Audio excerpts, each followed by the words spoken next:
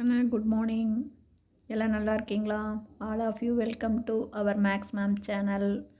அண்ணா இன்றைக்கி நம்ம பார்க்க போகிறது 12th 4th chapter inverse trigonometry தான் பார்க்க போகிறோம். அதில் எக்ஸாம்பிள் 4.6 தேர்டு சம் பாருக்கண்ணே. காஸ் இன்வர்ஸ்குள்ளே காஸ் 7π/6 கண்ணு மொதல் 7π/6னால் எவ்வளவுன்னு பார்த்துடலாம்.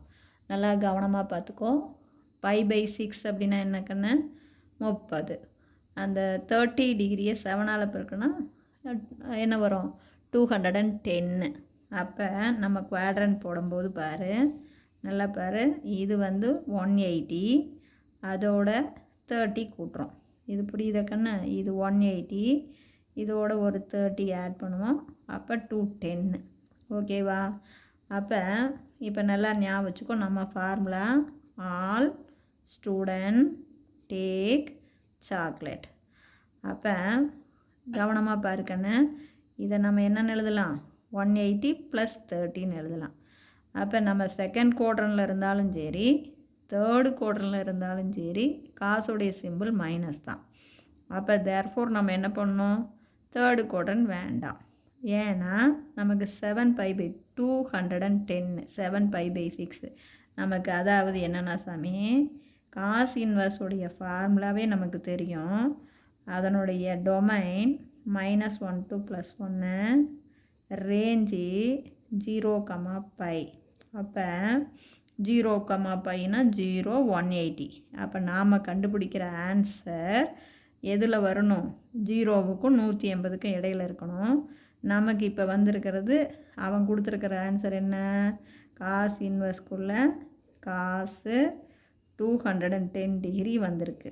அப்போ இந்த 210 degree does not belongs to 0, புரியுதா கண்ணு? 210னா இது என்னது? 7π/6. இது இதில் வராது. அப்போ இதை கொஞ்சம் நம்ம ஆல்ட்ரு பண்ணணும். அதாவது 0க்கும் πக்கும் 0க்கும் 180க்கும் இடையில. அப்போ இந்த ஆங்கிளை நம்ம எங்கே இருக்கிற மாதிரி எழுதணும்? 7π/6 செகண்ட் குவாட்ரண்ட்டில் வர மாதிரி எழுதணும். அப்போ செகண்ட் குவாட்ரண்ட்டில் வர மாதிரி எழுதணும்னா என்னென்னு எழுதலாம்? இதை வந்து நம்ம என்னென்னு எழுதலாம்? 7π/6 நல்லா கவனமாக பார்த்துங்க. ஒன்றுமே இல்லை, இங்கே பாருங்கள். காசு 7π/6 அப்படின்னா இது என்னென்னு எழுதுவோம்? காசு π + π/6 இப்படின்னு எழுதலாம். புரியுதா கண்ணு? பாரு, 6π 6πயோட ஒரு பை கூட்டினா 7π. இதனுடைய வேல்யூ எப்படி தான் இருக்கும்? காசு π - π/6 உடைய வேல்யூ ஈக்குவலாக தான் இருக்கும். இது பாரு, 6π 1π போச்சுன்னா 5π. இப்போ எப்படின்னு சொல்கிறேன், நல்லா கவனமாக பார்த்துக்கோ. இப்போ வந்து நல்லா பாரு கண்ணு, இந்த வேல்யூ ஈக்குவல் தான். எப்படி அப்படின்னா கண்ணு, இப்போ இதில் வந்து இது என்ன? Third quadrant. இது தேர்டு குவாட்ரன், இது வந்து செகண்ட் குவாட்ரன். தேர்டு குவாட்ரனில் காசுடைய சிம்பிள் மைனஸு, காஸ் பையோட சேரும்போது மாறாது, காஸ் π/6. அதே தான் இங்கே பார். செகண்ட் குவாட்ரனில் பையோடைய காசுடைய சிம்பிள் மைனஸு, காசு π மைனஸோடு சேரும்போது மாறாது, அதே காஸ் π/6. இப்போ புரிஞ்சுதா? அப்போ தேர்ஃபோர் நம்ம தேர்டு குவாட்ரனில் இருக்கிற ஆங்கிளை செகண்ட் குவாட்ரண்ட்டுக்கு மாற்றினோன்னா தான் இந்த ரேஞ்சுக்குள்ளே வரும், 0 to π. அப்போ 7π/6 நம்ம ஜஸ்ட் என்னென்னு எழுதலாம்? 5π/6ன்னு எழுதிக்கலாம். இவ்வளோ தான், முடிஞ்சு போச்சு. இப்போ புரியுதா? இப்போ இதில் அப்போ என்னென்னு எழுதலாம் பாருங்கள். காஸ் இன்வர்ஸ்குள்ளே, புரியுதா கண்ணு?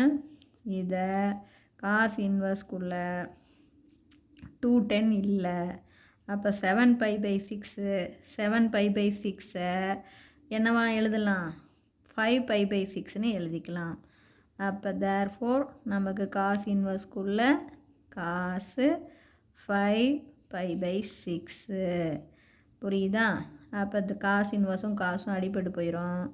அப்போ 5π/6 இது கண்டிப்பாக பிலாங்ஸ் டு எதுக்குள்ளே இருக்கும்? 0, அதாவது பாருங்கள், π/6ன்னா 30.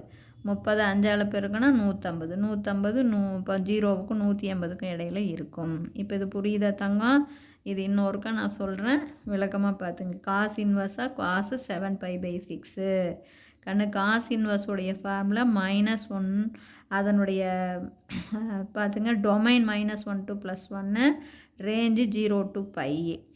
இப்போ 7π/6ன்னா காஸ் இன்வர்ஸ்குள்ளே காசு π/6னா 30, அது 7ஆல் பெருக்குனா 210 டிகிரி கண்ணு. இந்த 210 டிகிரி கண்டிப்பாக 0வுக்கும் பையுக்கும் இடையில இருக்காது. அப்போ நாம் கண்டுபிடிக்கிற ஆன்சர் கண்டிப்பாக இதுக்குள்ளே இருக்கணும். அப்போ தான் நம்ம ஆன்சர் ரைட்டு. அப்போ 7π/6 இதுக்குள்ளே வராது.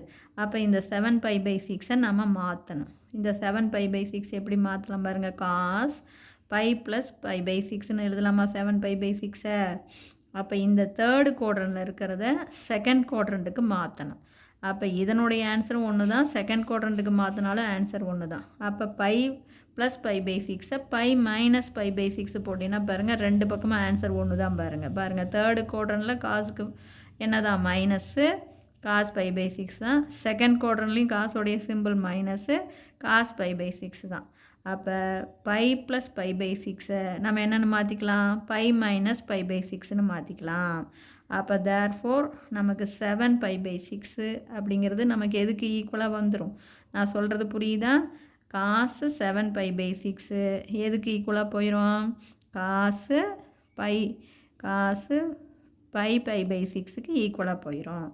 அப்போ தேர்ஃபோர் காஸ் இன்வர்ஸ் ஆஃப் காசு 7π/6க்கு காஸ் π/6 போடுற, காஸ் இன்வர்ஸ் கேன்சல் ஆயிரும். அப்போ 5π/6ன்னு ஆயிரும். நான் சொல்கிறது புரிஞ்சுதா கண்ணு? காசு 7π/6 காசு π + π/6ன்னு எழுதலாம். இதையே காசு π - π/6ன்னு எழுதலாம். ஏன்னா இதனுடைய ஆன்சரும் ஈக்குவல் தான். அப்போ தேர்ஃபோர் இது கிளாஸ் மல்டிபிள் பண்ணால் பாருங்கள், காசு 5π/6. அப்போ காசு 7π/6 ஆன்சரும் காசு 5π/6 ஆன்சரும் ஈக்குவலாக தான் வரும். அப்போ தேர்ஃபோர் காசு 7π/6க்கு பதிலாக காஸ் 5π/6ன்னு போட்டுக்கலாம். இப்போ காஸ் இன்வர்ஸ் காஸ் ஒன்ஸ் அடிச்சுட்டா 5π/6 டெஃபினட்டாக இந்த இதுக்குள்ளே இருக்கும். இது புரிஞ்சுதா சாமி? ஏதாச்சும் குழப்பமாக இருந்தால் கேளுங்க. தேங்க்யூ.